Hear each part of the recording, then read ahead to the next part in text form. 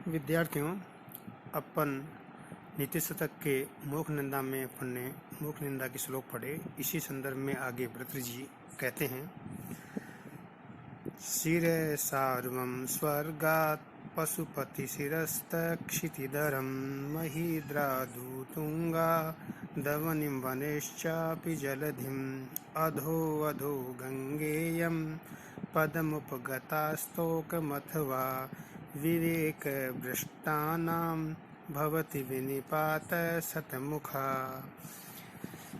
देखिए, श्लोक अन्वय है। गंगा स्वर्गात् सार्वम शिरः पशुपति शिरस्तः क्षिति धरम उत्तुंगात् महीघ्रात् अवनिम अवने च अपि जलधिम अधः अधः इयं स्तोकं पदम उपगता अथवा विवेक दृष्टानाम सतमुखा विनिपात भवति। प्रसंग है कि इस पद्य में विवेक शून्य व्यक्ति के पतन की गाथा गंगा के दृष्टांत के द्वारा कवि प्रस्तुत कर रहे हैं। भर्तृ कहते हैं, गंगा स्वर्गात् सार्वम, जो गंगा स्वर्ग से सार्वम शिव के सिर है मस्तिष्क पर उपगता पहुँची, पशुपति शिरस्थ क्षितिधरम, और फिर शिवजी के मस्तक से हिमालय पर्वत तक पहुँची, उत्तंगात महीद्रात अवनिम, तत्पश्चात उस ऊंचे पर्वत से धरती पर अवनिम धरती पर आई, अवने च अपि जलधिम, और फिर वह समुद्र को प्राप्त हो गई, पृथ्वी से समुद्र को प्राप्त हो गई, समुद्र में चली गई। अधः अधः इयम स्तोकम पदम उपगता। अधः अधः का मतलब होता है नीचे नीचे यह गंगा गिरती हुई स्तोकम अत्यंत तुच्छ या निम्न स्थान को उपगता प्राप्त हो गई या पहुंच गई, अथवा विवेक भ्रष्टानाम शतमुखा विनिपात भवति। वास्तु में विवेक शून्य लोगों का पतन अनेक प्रकार से होता है। विवेक ही मनुष्य की प्रकृति एवं अस्तित्व रक्षा का आधार है। जब मनुष्य विवेक शून्य हो जाता है तो उसका पतन आरंभ हो जाता है। एक बार पतन का क्रम प्रारंभ हो जाने पर उसका अवसान नहीं होता, अंत नहीं होता। परम पाविनी भागीरथी गंगा का उदाहरण इस तथ्य को उजागर करता है कि गंगा ने एक बार स्वर्ग को छोड़ने का विवेक शून्य जो निर्णय लिया, फिर कहीं स्थिर नहीं रह सकी, गिरती ही चली गई।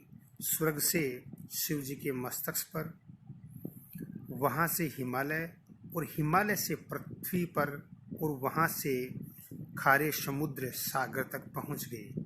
स्वर्ग विहारिणी गंगा सागर में विलुप्त हो गई।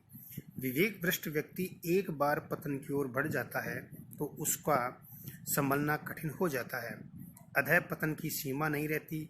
यदि हम किसी एक बुरी आदत में मूर्खतावश फंस गए तो बुरी आदतों का दुष्चक्र हमें भटका देता है। विवेक शून्य व्यक्ति को पता नहीं चलता कि उसका अधः पतन किस सीमा तक होगा।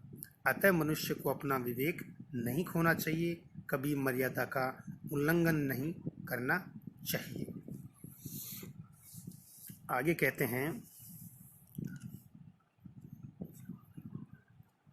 शक्यो वारयितुं जलेन हुतभुक् छत्रेण सूर्यातपो नागेन्द्रो निशितांकुशेन शमदो दंडेन गोगर्दभ व्याधिर्भेषज संग्रैश्च विविधै मंत्रै प्रयोगैर्विषं सर्वस्योषधम् अस्ति शास्त्रविहितं मूर्खस्य न सत्योषधम्।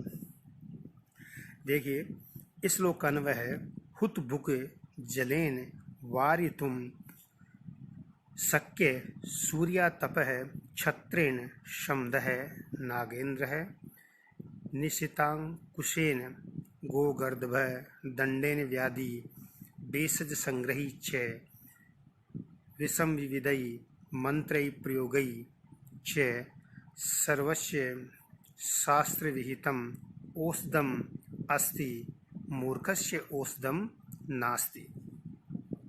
इसमें बताया गया है कि संसार में प्रत्येक कष्ट का उपचार शास्त्रों में निर्दिष्ट है, लिखा हुआ है, बताया गया है, किंतु मूर्खता का कोई उपचार नहीं है। इसी भाव को व्यक्त करते हुए यहाँ पर महाकवि भर्तृहरि ने बताया है। हुत बुक का मतलब होता है अग्नि, जलेन जल से, वारितुम शक्य शांत की जा सकती है, सूर्या तपो कहने का मतलब अग्नि जल से शांत की जा सकती है, सूर्य की धूप छाते से छत्रेण से रोकी जा सकती है, मतवाले हाथी तीखे अंकुश से वश में किया जा सकता है, नागेंद्र निशांताकुशेन बैल और गधे को दंडे से हटाया जा सकता है, गोगर्दभ दंडेन व्याधि जो रोग है वो भेषज संग्रही रोग अनेक दवाओं से, विषम विविधई मंत्रई और विष तरह तरह के मंत्रों से एवं साधनों से शांत किया जा सकता है। सभी कष्टों को दूर सर्वस्य शास्त्रस्य विहितम औषधम, सभी कष्टों को दूर करने के लिए शास्त्र में विहित है, लिखित है, औषधियाँ हैं, किंतु मूर्खस्य औषधम नास्ति, किंतु मूर्ख को समझाने के लिए कोई उपाय नहीं है।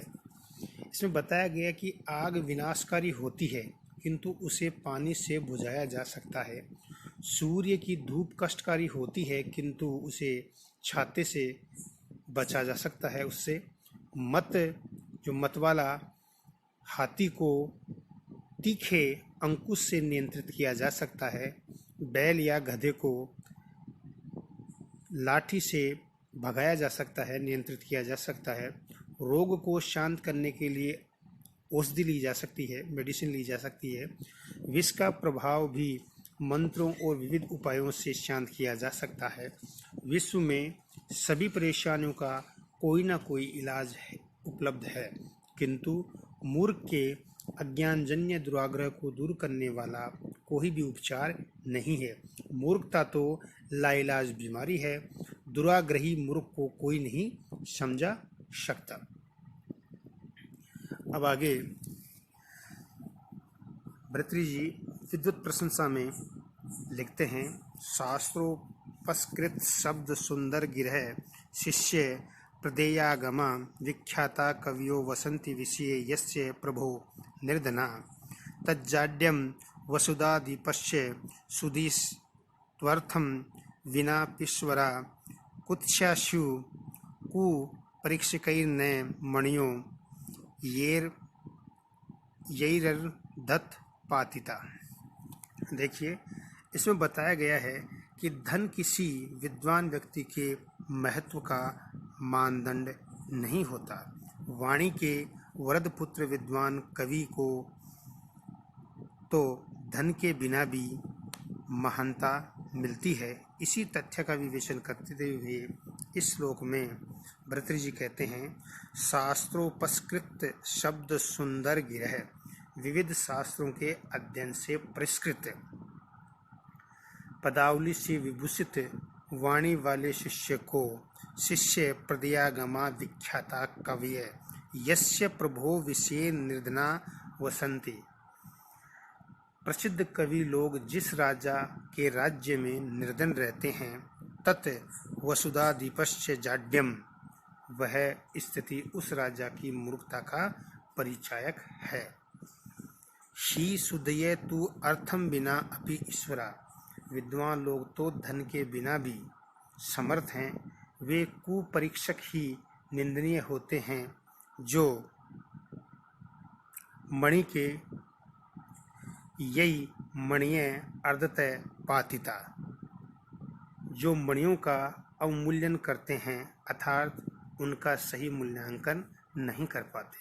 यहाँ पे बताया गया है कि यदि किसी राज्य में विद्वान लोग, विद्यादान करने वाले विख्यात विद्वान कवि रहते हैं तो उस राज्य के लिए सौभाग्य की बात होती है। ऐसे विद्वान कवियों को पुरस्कार और उपहार आदि से सम्मानित नहीं करने वाले शासक मूर्ख ही होते हैं। विद्वान लोग तो बहुमूल्य हीरे जवाहरात की तरह स्वतः महत्वपूर्ण होते हैं। यदि कोई मूर्ख पारखी हीरों का मूल्य बताता है तो यह उसके लिए निंदा की बात होती है। इससे हीरों का महत्व कम नहीं होता। इस प्रकार कोई मूर्ख शासक विद्वानों का मूल्य नहीं समझ पाता तो यह उसका ही दोष होता है। इससे विद्वान कवियों की महत्ता पर कोई प्रभाव नहीं पड़ता। अब आगे बता रहे हैं, अम्बोजनी वन विहार विलासमेव हंसस्य हन्ति नितरां कुपितो विधाता न त्वस्य दुग्ध जल भेद विदो प्रसिद्धां वैदग्ध्य कीर्तिम परहर्तुम अशो समर्थ है अपहर्तुम असो समर्थ है। विधाता ब्रह्मा कुपित हंसस्य क्रुद्ध हुए हंस के अम्बोजनी वन विहार विलासम कमल वन में विहार क्रीड़ा को एवं नितराम हन्ति बिल्कुल नष्ट कर देता है। तू असो अस्य दग्ध जल भेद विधौ प्रसिद्धां किंतु वह ब्रह्मा असौ अस्य इस हंस के दुग्ध जल भेद विधौ प्रसिद्धां दूध और जल को अलग करने की विधि में प्रसिद्धां वे दग्ध कीर्तिम निपुणता के यश को अपहर्तुम दूर करने के लिए न समर्थ नहीं है। ब्रह्मा कुपित होकर हंस के कमल वन में विचरण करने की लीला को ही पूर्णतः रोक सकता है, किंतु वह भी इसकी दूध और जल को अलग करने की प्रसिद्ध कुशलता को के यश को नष्ट नहीं कर सकता। इसमें बताया गया है कोई भी शासक अपने आश्रित विद्वान लोगों को सत्ता बल से बिगाड़ नहीं सकता। हंस ब्रह्मा के आश्रित है। यदि ब्रह्मा उनसे रुष्ट हो जाएं तो वह उन्हें कमल वन में विचरण करने से रोक सकते हैं, किंतु उनकी नीरशीर जो पानी और दूध को पृथक पृथक करने की जो उनकी क्षमता है, जो उनमें निपुणता है, उसको नष्ट नहीं कर सकते। हंसों की यह जन्मजात विशेषता होती है कि उनका कीर्ति का कारण बनती है। यह किसी के द्वारा नहीं छीनी जा सकती। इसी प्रकार विद्वान लोगों की प्रतिभा को कोई भी शासक नहीं छीन सकता। सत्ता मद में मत जो शासक बुद्धिजीवियों की आजीविका के साधन व सुविधाओं को नष्ट करके भी उनको कुचल नहीं सकता। धन व पद के बिना भी विद्वान व्यक्ति अपनी प्रतिभा एवं सद्गुणों से प्रशंसा, सम्मान एवं यश प्राप्त करते हैं। शासकों का कर्तव्य है कि वे अपने विद्वानों का उचित सम्मान करें, कभी उनके दमन का दुस्साहस न करें।